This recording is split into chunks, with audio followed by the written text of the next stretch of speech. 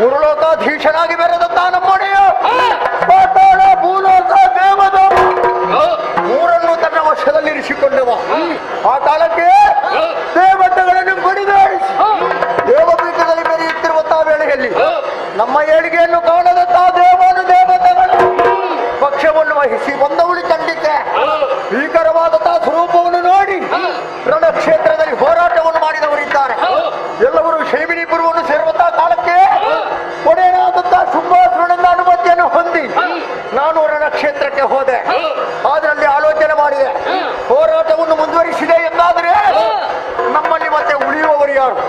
ಹಾಗಾಗಿ ನಾನು ಉಳಿಯಲೇಬೇಕು. ಅಲ್ಲಿಂದ ಪಲಾಯನಗೈದೆ, ಪಾತಾಳ ಲೋಕವನ್ನು ಸೇರಿದೆ, ಶುಕ್ರಾಚಾರ್ಯರ ಪಾದವನ್ನು ಹಿಡಿದು ಬೇಡಿದೆ, ಬೇಕಾದಂತಹ ವಿದ್ಯೆಯನ್ನೆಲ್ಲ ಅಭ್ಯಾಸ ಮಾಡಿದೆ. ದೇವತೆಗಳ ಶಕ್ತಿ ದಿನೇ ದಿನೇ ವೃದ್ಧಿಯಾಗುತ್ತಾ ಉಂಟು. ಇದಕ್ಕೆ ಮೂಲ ಕಾರಣ ಯಾರು ಏನು ಎನ್ನುವ ಹಾಗೆ ತಿಳಿಯುವುದಕ್ಕಾಗಿ ವಿಶೇಷವಾದಂತಹ ಸಭೆಯನ್ನು ನಡೆಸಿದ್ದೇನೆ.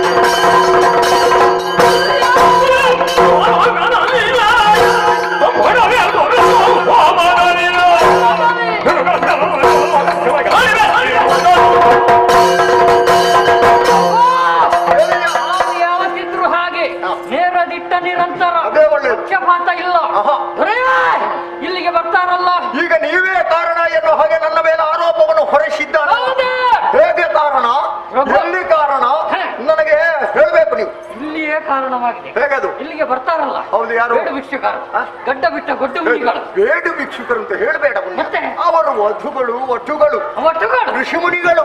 ಅವರನ್ನೀಗ ಕಡಿತಾನೆ. ಯಾಕೆ? ಅಷ್ಟು ಸಿಟ್ಟು ಬರ್ತಾನೆ ನನಗೆ. ಬಂದವರಿಗೆಲ್ಲ ಬಾಚಿ ಬಾಚಿ ದೋಚಿ ದೋಚಿ ಕೊಟ್ಟಿರಲ್ಲ. ಹೌದು, ಯಾರದು ಅಂತ ಕೊಟ್ಟ? ನಮ್ಮದ್ದಲ್ಲದಿದ್ರು ಮತ್ತೊಬ್ಬನಿಂದ ಪಡೆದಾದ್ರೂ ಕೊಡುವಂತ ಮನಸ್ಸು ಹೇಳ್ತಾ ಇದ್ದು. ನೀವು ಬೆವರು ಸುರಿಸಿ ಸಂಪಾದಿಸಿದ್ದು. ಹೌದು, ಅದನ್ನೆಲ್ಲ ದಾನವಾಗಿ ಹುಟ್ಟಿ. ಈಗ ನಮ್ಮಲ್ಲಿ ಒಬ್ರು ಇದ್ದಾರಲ್ಲ. ಯಾರು? ಈಗ ಒಬ್ರು ಇದ್ದಾರೆ. ಯಾರು? ಎಲ್ಲಾ ಕಡೆಯಲ್ಲಿ ಸಿಗ್ತದೆ ಅಂತ ಅವರು ಹೇಳ್ತಾರ? ಇಲ್ಲಲ್ಲ, ಆಹಾ. ಕೆಲವು ಕಡೆಯಲ್ಲೆಲ್ಲ ಕೇಳಿ ಬೇಡಿ ಆದ್ರೂ ಕೊಡ್ಬೇಕು. ಹೌದಾ? ಅದು ಸ್ವಭಾವ.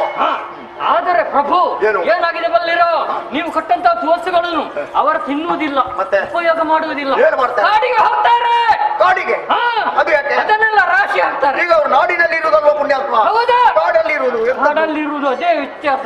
ಯಾಕಂದ್ರೆ ನಾನು ಏನು ಮಾಡ್ತೇನೆ ಅಂತ ಮಾಡ್ತಾರೆ ಅಂತ ವೇಷವರ್ಷಿ ಹೋದೆ, ಎಲ್ಲ ನನಗೆ ತಿಳಿಯಿತು. ದೊರೆಯ ಕಾಡಿಗೆ ವೇಷ ಮಾಡುವುದರಲ್ಲಿ ನಿನ್ನಷ್ಟು ನಿಪುಣ ಬೇರೆ ಯಾರು ಇಲ್ಲ. ಹೌದಲ್ಲ? ನಿಮ್ಮ ಅದು ಯಾವ ದಯ. ಸಂದರ್ಭಕ್ಕೆ ಯಾವ ವೇಷ ಬೇಕು. ಕೆಲವು ಕಡೆಯಲ್ಲೆಲ್ಲ ಉಳಿತದೆ, ಅದು ಬಿಡೋದು. ಆದ್ರೆ ನಿಮ್ಮ ಒಂದು ದಯ ಉಂಟಲ್ಲ, ಅದು ನನ್ನನ್ನು ಎತ್ತಿ ಹಿಡಿದಿ. ನಾನು ಹಾಗೆ ಅಂತ ಹೇಳುವುದ ನೀನು? ಆಗಲ್ಲ ಆಗಲ್ಲ ಪ್ರಭು, ಅದನ್ನೆಲ್ಲ ರಾಶಿ ಹಾಕಿ ಅದಕ್ಕೆ ಬೆಂಕಿ ಕೊಡ್ತಾರೆ. ಬೆಂಕಿ ಕೊಟ್ಟು ಏನು ಮಾಡ್ತಾರೆ ಬಲ್ಲಿರ? ಮಂತ್ರಗಳನ್ನು ಪಡಿಸುತ್ತಾ ಆ ಹೋಮ ಧೂಮ ಮೇಲಕ್ಕೆ ಹೋಗುವಾಗ ದೇವತೆಗಳು ತುಷ್ಟಿಯನ್ನು ಪಡಿತಾರೆ, ನಮಗೆ ಮಾರಣ ಮಾಡ್ತಾರೆ. ಇದಕ್ಕೆಲ್ಲ ಕಾರಣ ಬ್ರಾಹ್ಮಣರು.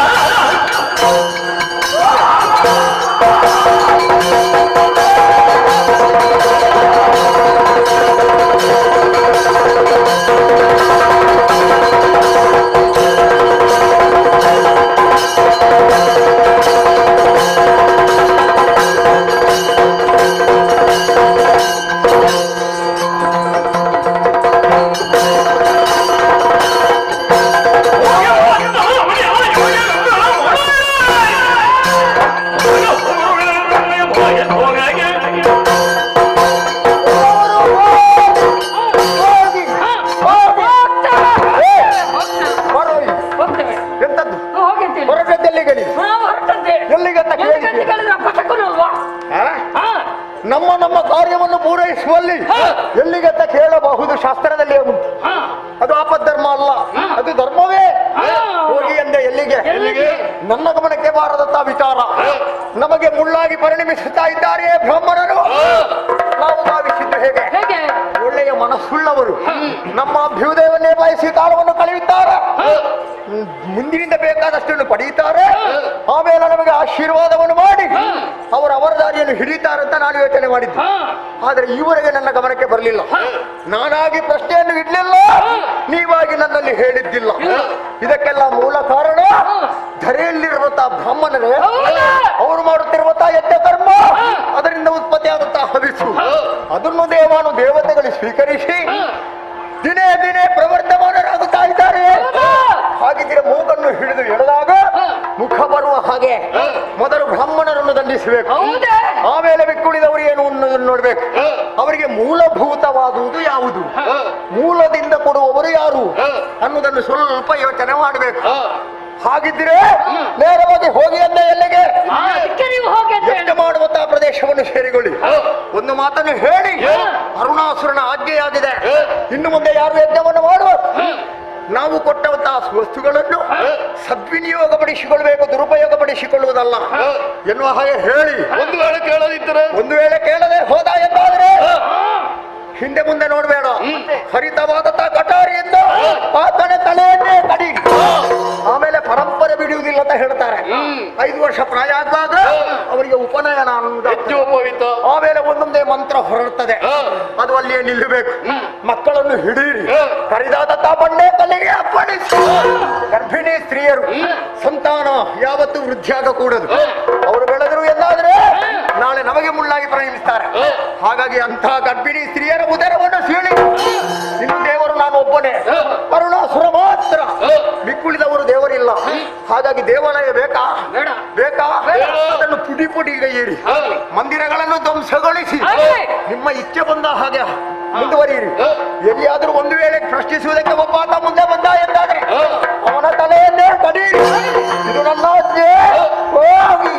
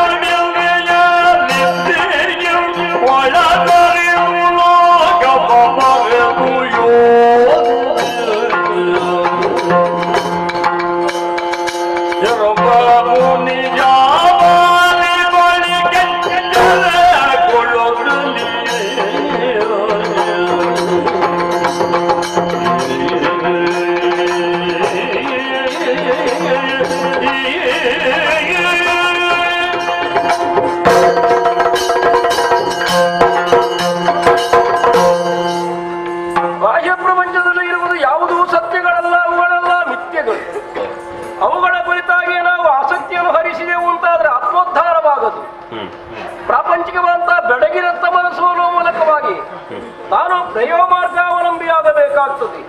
ಅದರ ಹೊರತಾಗಿ ಶ್ರೇಯಸ್ಸನ್ನೇ ಅವಲಂಬಿಸುವವನು ಅಂತರ್ಮುಖನಾಗಿರಬೇಕು. ಹೊರಗೆ ಚಲಿಸುವುದಂತ ಇಂದ್ರಿಯ ನೃತ್ಯಗೊಳಿಸುವ ಮೂಲಕವಾಗಿ ಅಂತರಿಂದ್ರಿಯದಲ್ಲಿ ವಾಸವಾಗಿರುವಂತಹ ಭಗವದ್ ಧ್ಯಾನವದಲ್ಲಿ ನನ್ನನ್ನು ತೊಡಗಿಸಿಕೊಂಡು ನಾನಿರುತ್ತಿರುವ ಕಾಲಕ್ಕೆ ಥಟ್ಟನೆ ಬಡಿದೆಪ್ಪಿಸಂತೆ ಜಾಗೃತಾವಸ್ಥೆಗೆ ಬಂದಿರಲ್ಲ. ಯಾರಿಂದಾಗಿರಬಹುದು, ಯಾಕಾಗಿರಬಹುದು, ಹೀಗೆ ತಿಳಿಯೋಣ ಎನ್ನುವುದಕ್ಕಾಗಿ ಮೇಲೆತ್ತು ಒಮ್ಮೆ ಹಾಗೆ ಪರಿಸರವನ್ನು ನೋಡಿದ್ದು ನಾನು.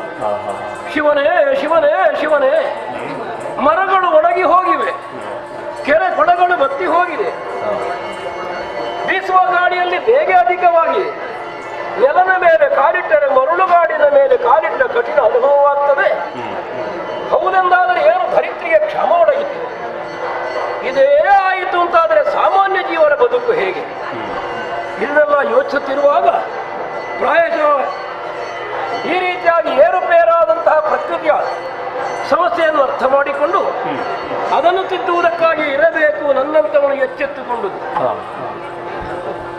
ಋಷಿಗಳಿಗೆ ಸಂಬಂಧಪಟ್ಟವರು ಮನ ಮಾಡಿದರೆಂದಾದರೆ ಏನನ್ನೂ ಬದಲಾವಣೆ ಮಾಡಬಲ್ಲರು, ಯಾವುದನ್ನು ಶುದ್ಧಗೊಳಿಸಬಲ್ಲರು ಎನ್ನುವುದು ಪೂರ್ವೇತಿಹಾಸಗಳಿಂದಲೇ ತಿಳಿದದ್ದು.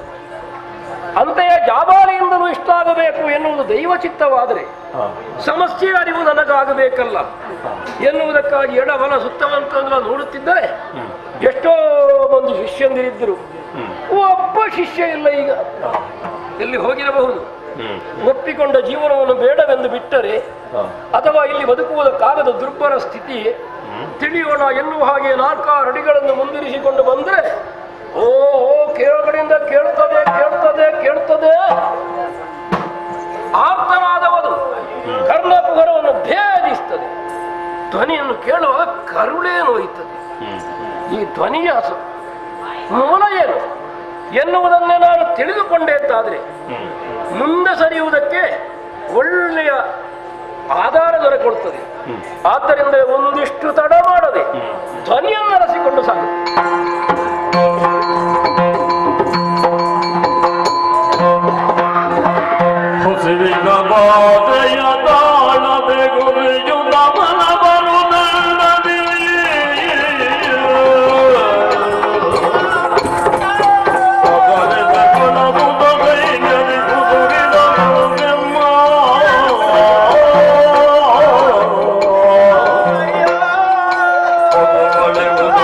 Oh,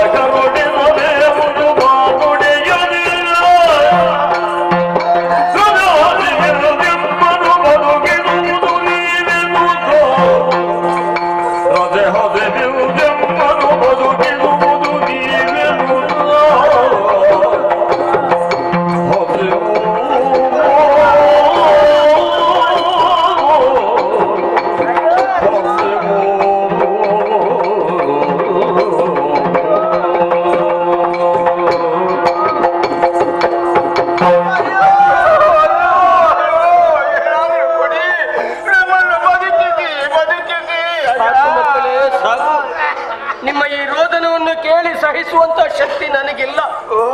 ಹೇಗಾದ್ರೂ ನಿಮ್ಮನ್ನು ಉಳಿಸಿಕೊಳ್ಳಬೇಕು ಎನ್ನುವಂತ ಉದ್ದೇಶವನ್ನು ಇರಿಸಿಕೊಂಡು ಆಹಾರವನ್ನು ಹುಡುಕಾಡುತ್ತಾ ಹೋದೆ ಮಕ್ಕಳೇ. ಎಲ್ಲಿ ಹೋದ್ರು ಏನು ಸಿಗಲಿಲ್ಲ. ಹಾಗೆನ್ನು ನಿರಾಶನಾಗಿ ಬರುವಾಗ ದಾರಿ ಬದಿಯಲ್ಲಿ ಸತ್ತು ಬಿದ್ದ ನಾಯಿಯೊಂದನ್ನು ಕಂಡೆ. ಅದರಿಂದ ಒಂದಿಷ್ಟು ಮಾಂಸ ಕಿತ್ತು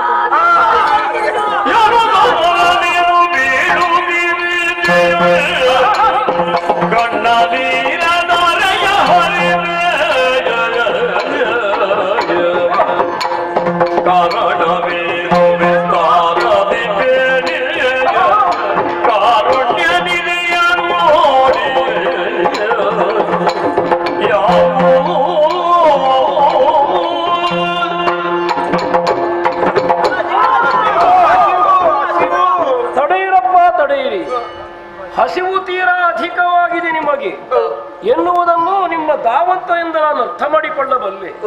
ಆದ್ರೆ ಹಸಿವೆ ಅಧಿಕವಾಯಿತು ಎನ್ನುವ ಹಾಗೆ ವಿಷಾನ್ನವನ್ನು ಉಂಡ್ರೆ ಬದುಕುವುದಕ್ಕುಂಟೆ ಇಲ್ಲ. ನೀವೀಗ ತಿನ್ನುತ್ತಿರುವುದು ವಿಷಕ್ಕೆ ಸಮಾನವಾದುದು.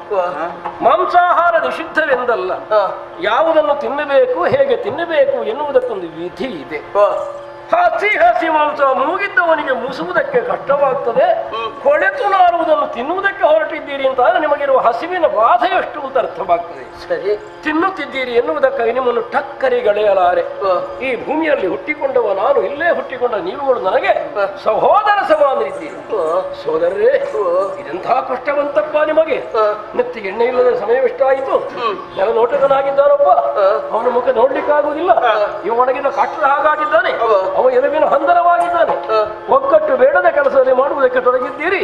ಹಾಗಾಗಬೇಕಾದ್ರೆ ನಿಮಗೆ ಏನು ಕಷ್ಟ ಬಂದ ಉಳಿಗಾಲವಿಲ್ಲ.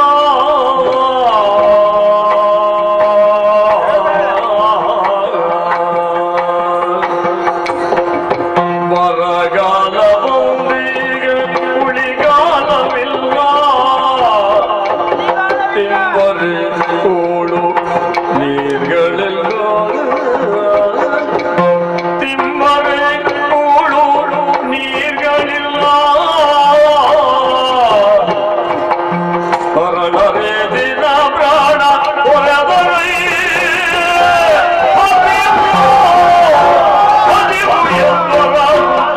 ಹೊರಡುತ್ತಲೇ ಬರಗಾಲ ಬಂದೀಗ ಉಳಿಗಾಲವಿಲ್ಲ. ಮುನೆ